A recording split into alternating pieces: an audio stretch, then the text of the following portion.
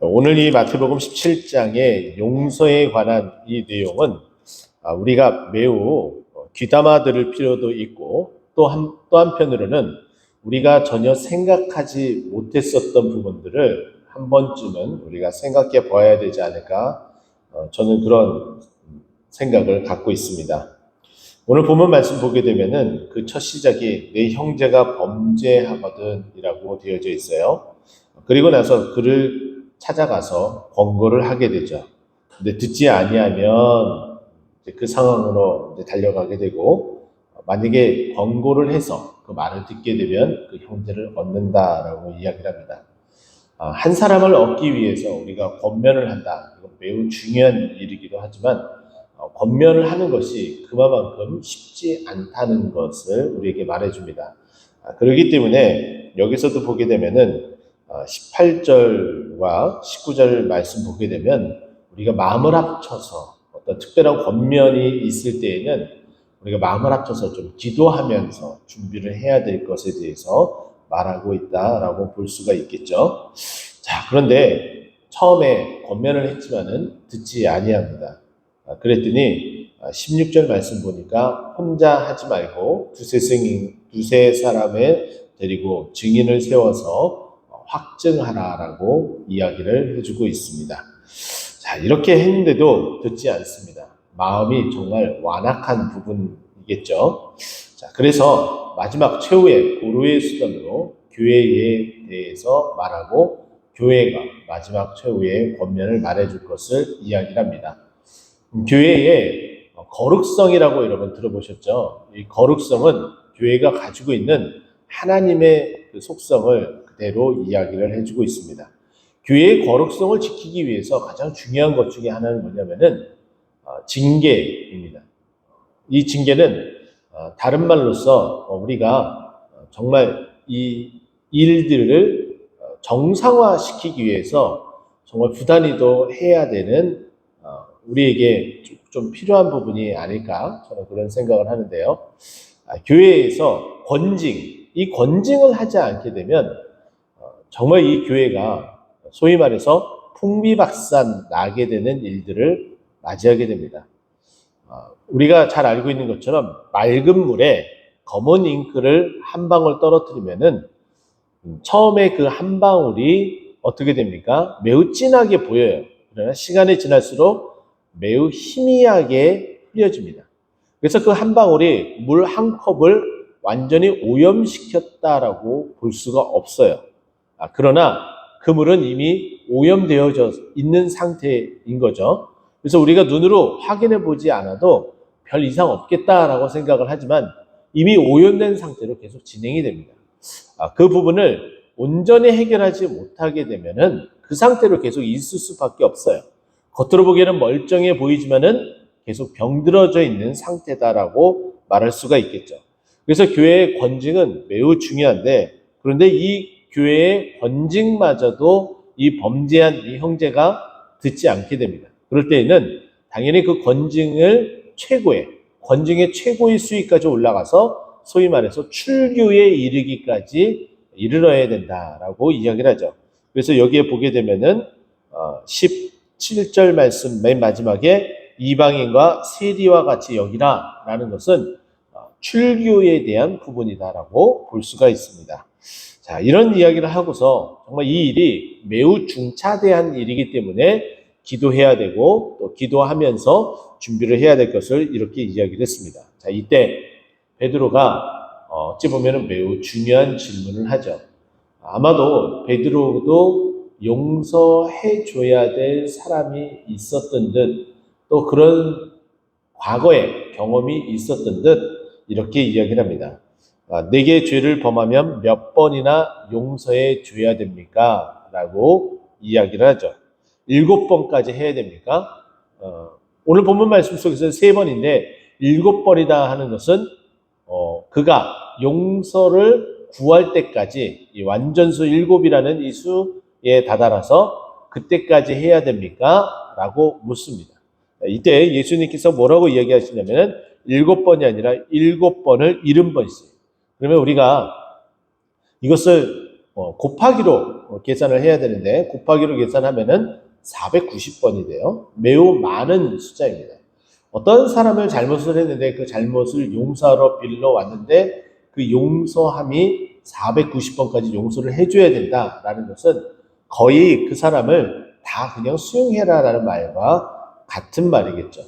이것은 결국은 우리가 어떠한 죄악을 범할지라도 우리를 수납하시고 우리를 받아주시고 언제든지 용서를 구하면은 다 용서해 주시는 하나님 아버지의 그 마음에 대해서 이야기를 합니다.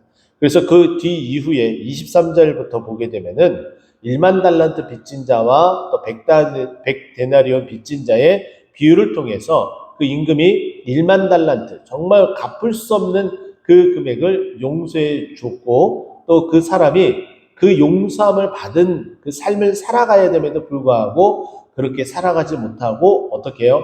100데나리온은 빚진 자를 만나서 정말 그를 옥죄면서 힘들게 하고 또 그 동료가 갚기 위해서 옥에 가두는 그런 일까지 자행하게 됩니다. 그래서 이 부분을 두고서 그 소식을 듣고 나서 1만 달란트를 용서해 줬었던 이 임금이 이 1만 달란트 빚진 자를 어떻게 합니까? 34절에 보면은 주인이 노하여 그 빚을 다 갚도록 그를 옥졸에 가둡니다. 더 이상 이 갚을 수 없는 금액이기 때문에 여기서 태어나지 못하게 만들었다라는 이야기예요. 그만큼 우리가 큰 용서를 받았다. 그러면서 또다시 우리 이 1만 달란트 빚진 자가 또 용서를 구하는 어떤 그런 모습까지도 나타나게 되는데 저는 이 말씀을 통해서 우리는 좀 한 가지 생각을 해보고 싶은 부분이 있습니다. 설교초도에도 말씀을 드렸던 것처럼 우리는 이 부분을 보게 되면 마저 고개를 끄덕이면서 무슨 생각을 주로 하게 되면 그래 나에게 잘못한 사람들 먼저 떠오르게 돼요. 그리고 나서 그 사람이 용서를 구하게 되면 그래 내가 용서해 줘야지 이런 생각을 보통 일반적으로 갖게 됩니다. 근데 역으로 한번 생각을 해보세요. 나는 잘못을 전혀 하지 않고 내 주위의 사람들만 나에게 잘못을 해. 그러기 때문에 내가 용서를 해줘야 돼. 여러분 이렇게 생각하십니까? 전혀 그렇지 않죠. 나도 잘못할 때가 있다는 거예요. 다른 사람도 잘못하지만은 나도 잘못할 때가 적은 게 아니라 많아요. 많음에도 불구하고 우리는 용서를 구하러 가느냐 가지 않느냐 한번 이 부분을 한번 생각해 봤으면 좋겠습니다. 어떻습니까? 용서를 구하러 갑니까? 거의 안 간다라는 것이 우리의 모습 아닐까요? 그런데 오늘 본문 말씀은 뭐라고 이야기를 했어요? 그 사람이 많이 와서 7번씩 70번씩 와서 용서를 구해도 네가 용서를 해줘야 되지 않느냐. 이 말씀 속에는 반대로 그 사람이 용서함을 받지 않더라도 네가 잘못했으면은 어떻게 하라고요? 가서 용서를 구해라 라는 말까지 저는 포함된다고 보여집니다. 그런데 우리는 이 부분을 우리가 용서를 해야 된다라는 생각만 가지고 있기 때문에 오히려 내가 잘못을 했을 때에 내가 가서 용서를 구해야지라는 생각은 전혀 안 하고 살아간다는 거예요. 그것이 어찌 보면은 우리의 삶의 딜레마와 같은 부분, 또 모순과 같은 부분들이 발생하게 되는 거죠.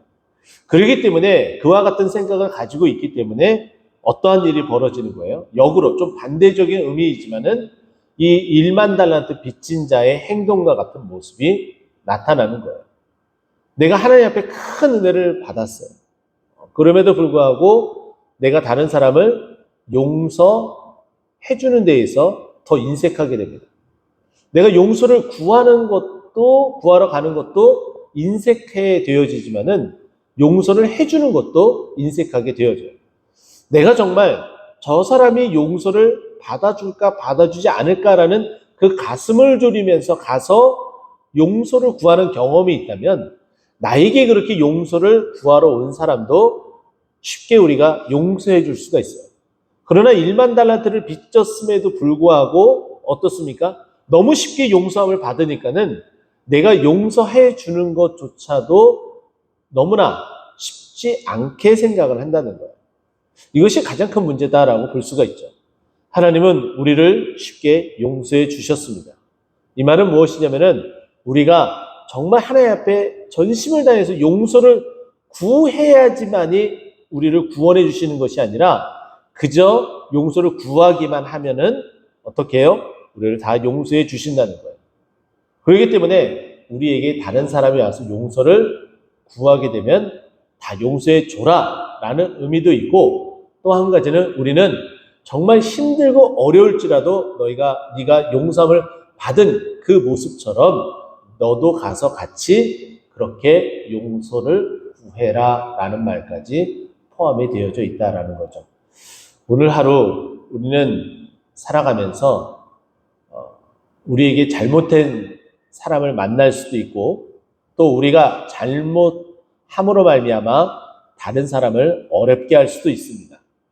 오늘 하루는 용서도 하지만은 용서를 구하러 가는 그런 일들도 발생한다면 반드시 용서하러 가고, 또 우리가 일생 살아가면서 이와 같이 용서를 구해야 될 일이 있다면 언제든지 가서 용서를 구하고, 또 그것이 그만큼 힘든 일인 만큼 우리에게 다가와서 용서를 구하는 사람에게도 용서를 해줌으로 1만 달란트 빚진 자와 같지 않는 모습으로 살아가는 우리 모두가 되기를 예수 그리스도의 이름으로 축원드립니다. 기도하겠습니다.